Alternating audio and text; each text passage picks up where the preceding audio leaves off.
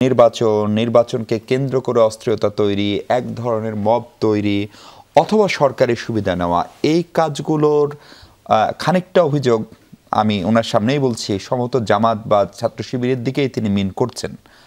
আমি স্পেসিফিক্যালি মিন করছি কারণ আপনি দেখেন এই টিম বি টিম শিবির আজকে মাসুদ রামরার জন্য তিনি বলছেন যে এখানে তো সব শিবির, আমার এক্সট্রা ফোর্স লাগবে, সেটা নিয়েও নানান ঝামেলা হয়েছে। আপনি দেখেন ইনকিলাব মঞ্চ, আমি আপনার কাছে আসবো, আপনি দেখেন অন্য মঞ্চ, আপনি এই বক্তব্যকে কিভাবে খণ্ডন করবেন আসলে ব্যারিস্টার মোমেন? দেখেন শিবির ট্যাগিং দিয়ে কিন্তু আওয়ামী লীগ যেটা করেছে তার এগেনস্টেই কিন্তু এই গণ অভ্যুত্থান হয়েছে। নতুন যারাই ক্ষমতায় আসুক কিংবা ক্ষমতায় আসার স্বপ্ন দেখুক, তারা যদি আবার ট্যাগিংয়ের রাজনীতি করা শুরু করে, এটা কিন্তু আমি বলবো এক ধরনের বেইমানি ছাত্রদের রক্তের সাথে। এবং ফ্যাসিবাদী ভাষায় কথা বললে তো আসলে জনগণ তাদের পথ বেছে নেবে।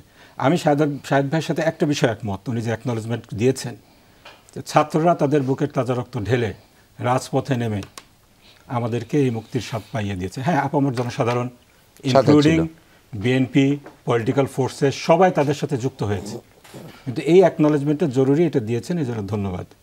কিন্তু এখন যদি আপনি আবার একইভাবে ছাত্রদেরকে যেভাবে আওয়ামী লীগ হ্যান্ডেল করেছে, আওয়ামী লীগ ভয় পেয়েছে, সেই ভাষায় কথা বলেন, সেভাবে ট্রিট করেন, সেটা তো আপনার কি হলো তাহলে?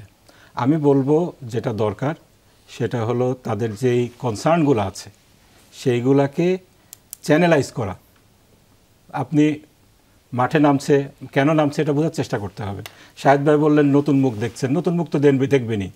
24-এর বিপ্লব যারা করেছে তারা তো কোনো পরিচিত মুখ ছিল না, 24-এর বিপ্লব দিয়েই তারা পরিচিত হয়েছে। এখন ছাত্ররা, নতুন ছাত্র আসবে, নতুন মুখ আমরা দেখব। এমনকি তাহলে আরেকটা নতুন বিপ্লবও হবে। নতুন বিপ্লব যদি প্রয়োজন হয় নতুন বিপ্লব হবে, কিন্তু আমি যেটা বলতে চাচ্ছি ছাত্ররা এজিটেশন কেন করছে এটা বুঝতে হবে, তাদের সেন্টিমেন্ট বুঝতে হবে। এবং এখানে যে একটা দলকে তিনি মিন করছেন, আমি বলবো যে দলটির প্রতি মিন করছেন তারা কনস্ট্রাকটিভ রাজনীতিতে বিশ্বাসী, ডিস্ট্রাকটিভ রাজনীতিতে বিশ্বাসী না। আমি কি কথা বলবো আপনাকে? একটা মিনিট শেষ করে নিই। গত এক বছরে ছাত্ররা কিন্তু কোনো ডিস্ট্রাকটিভ পলিটিক্স করেনি। এখন সাধারণ দাবি নিয়ে মাঠে নামলে, সাধারণ দাবি নিয়ে একটু ডেমনস্ট্রেশন করলে, এইগুলোকে আপনি যদি প্রতিক্রিয়াশীল বলেন, তাহলে তো শেষ পর্যন্ত দেখা যাবে যে ছাত্রদের যদি দাবি না মানেন, ঠিকমতো কথা না শোনেন, তাহলে তাদের রাস্তায় থাকবে। কিন্তু ধরেন বিশ্ববিদ্যালয়ের ছাত্র সংসদগুলো, সেগুলোতে ছাত্র শিবিরের যে উত্থান সেটা অভাবনীয় এবং অনেকের কাছে সেটা অকল্পনীয় ছিল, এবং এটা ডেমোক্রেটিক প্রসেস মেনেই হয়েছে। ফলে সেটা তো ছাত্র শিবিরের দখলে, ফলে তারা কেন এই কাজগুলা করবে বা তাদের নিয়ে এই অভিযোগ কেউ কেন করার সুযোগ পাবে? এটা যারা অভিযোগ করছেন তারাই ভালো বলতে পারবেন। কিন্তু ছাত্র শিবির, আমি একটা লাইনে শেষ করি, ছাত্র শিবিরকে যেহেতু ছাত্ররা ম্যান্ডেট দিয়েছে তাদের পক্ষে কথা বলার জন্য, তাদের ইস্যু নিয়ে ডিল করার জন্য, ছাত্র শিবির ছাত্রদের ইস্যু নিয়ে অবশ্যই উচ্চকিত হবে। জি, আমি নজিবুর ভাইয়ের সাথে একটু দ্বিমত করি। মাশাআল্লাহ, ওনার নুরানি চেহারা, আমি বলছি সুন্দর, উনি ভালো কথা বলছেন, কিন্তু একটা জায়গায় বলছি, সেটা হলো যে দেখুন এই রাফিয়া নামের যে মেয়েটা, হ্যাঁ, পুলিশের অস্ত্র টেনে ধরছে, এরপর তাকে থামাতে গিয়েছে, হ্যাঁ, এখন দোষ হচ্ছে সাদিক কায়েম স্পষ্ট বলছে যে সরকার ফ্যাসিবাদী আচরণ করছে। Is it right to do that? আপনি পুলিশের অস্ত্র টেনে ধরবেন? ওই যে আর্মি এক অফিসারের বক্তব্য আমি শুনছি, 32 নম্বর ভাঙতে গিয়ে বলছে যে আমরা তো শান্তিপূর্ণভাবে ভাঙছি। তাহলে আপনি শান্তিপূর্ণভাবে বলবেন আর ভাঙবেন, এটা দুটো শব্দ তো সাংঘর্ষিক, এটা যায় না দুটো একসাথে। সুতরাং আপনারা যারা ছাত্র সংসদ এবং ছাত্রদের নেতা নির্বাচিত হয়েছে যাদের আপনাদের দল থেকে, তাদের উচিত এই কনস্ট্রাকশনটা বোঝানো, নট ডিস্ট্রাকশন। আপনি রাষ্ট্রের একটা যেদিন শেখ হাসিনার রায় হচ্ছে, এতগুলো ছাত্র জনতার হত্যার ফাঁসির একটা দাবি ভ্যালিডিটিকে আপনি নন ভ্যালিড করার জন্য আপনি একটা ডিস্ট্রাকটিভ কাজ করছেন, সরকার সেখানে বাধা দিয়েছে, আপনি হঠাৎ করে এসে বললেন যে সরকার ফ্যাসিবাদী আচরণ করছে। সুতরাং এগুলোর মধ্যে তো সীমারেখা টানতে হবে, কোনটা ফ্যাসিবাদী আচরণ আর কোনটা আইনের শাসন।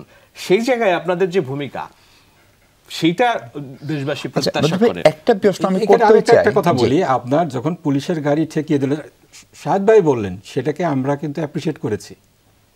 এখন অন্য জায়গায় দেখেন, সেটা তো আগের আমলে গণঅভ্যুত্থানের সময়, সেটাই এর ছাত্রদের নেচার, ছাত্রদের ফোর্স, এটাকে আপনাকে অ্যাকনোলেজমেন্ট করতে হবে, এটাকে আপনাকে বুঝতে হবে তাদের অ্যাঙ্গারের জায়গাটা কোথায়। এই দেখেন এই রায়কে কেন্দ্র করে আগের কয়েকদিন আমরা এখানে বসেছিলাম, আমরা এখানে আলোচনা করেছি আইন শৃঙ্খলা পরিস্থিতির কী অবস্থা হয়েছে, সরকার কি প্রোটেক্ট করতে পেরেছে?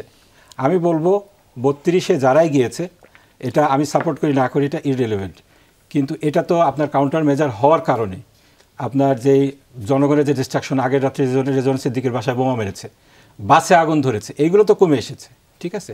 তারপরেও এগুলোকে আপনার ইয়ে করে অ্যাঙ্গারগুলোকে কন্ট্রোল করার, অ্যাঙ্গারগুলোকে চ্যানেলাইজ করার অনেক মেকানিজম আছে।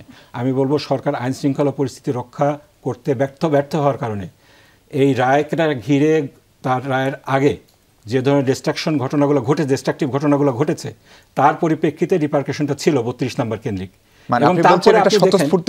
স্বতঃস্ফূর্ত ছিল অবশ্যই, এবং রাফিয়ার বাড়িতে তারপরে আগুন দেওয়া হয়েছে, গান পাউডার সেখানে ইউজ করা হয়েছে। এটাও নিন্দনীয়, আপনি নিন্দা করবেন, কিন্তু সরকার আমাকে যখন প্রোটেক্ট করতে পারছে না, সেই ক্ষেত্রে আমি প্রোটেস্ট করতে পারবো না।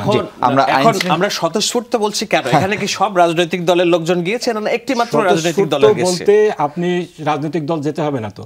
24-এর আন্দোলন যখন শুরু হয়েছে, শুরুর দিকে যখন তুমি কে আমি কে রাজাকার বলে ছাত্ররা রাস্তায় নেমেছে, কোন রাজনৈতিক দল গেছে? তখন কোনো রাজনৈতিক দল তো যায়নি।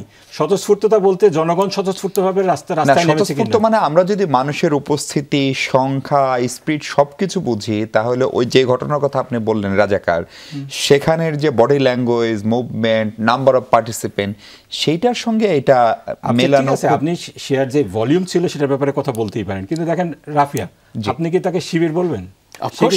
অবশ্যই সে শিবির না, অবশ্যই সে শিবির না। শিবিরের কোনো র্যাঙ্ক এন্ড ফাইল, এখন আমরা শিবিরের গুপ্ত রাজনীতির কারণে আমরা বুঝি না যে কে শিবির কে শিবির না। আচ্ছা, আমরা এই আলোচনা শিবির ট্যাগিং, দিস ইজ প্রবলেম। শিবির তো অপবিত্র শব্দ না রজিউর ভাই, আপনি কেন শিবির ট্যাগিং হবে? এখন আমাকে যদি আপনি বলেন যে আপনি বিএনপি, আমি তো এটাকে ট্যাগ মনে করছি না। ইয়েস, আমি বিএনপির সমর্থনের কথা বলছি। আপনার এই ফ্যাসিবাদী সরকারের পতন হয় নাই। ফ্যাসিবাদী সরকারের ফ্যাসিবাদী আন্দোলনে যে ইয়ে ছিল, দমন নীতি যেটা ছিল, তার অন্যতম হাতিয়ার ছিল এই শিবির ট্যাগিং।